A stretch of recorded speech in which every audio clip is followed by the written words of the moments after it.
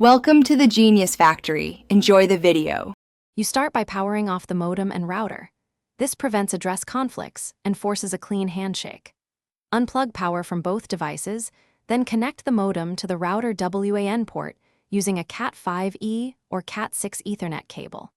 Make sure you have your ISP username/password handy if your service uses PPPoE, and confirm whether your ISP requires DHCP or static IP settings. Once the cable's secure and devices are physically positioned with airflow, proceed to power on the modem first, then the router.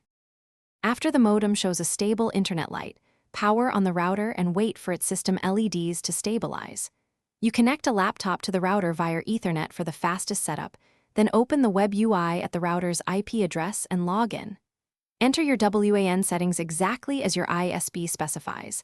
Select DHCP for most setups or PPPoE and enter credentials if required.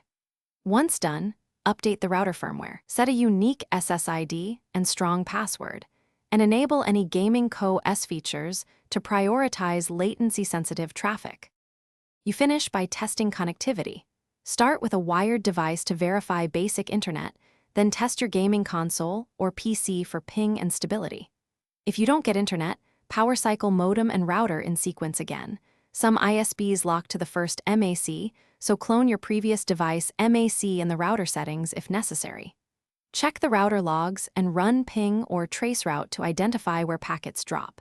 If the problem appears upstream, contact your ISP and describe your tests and observations.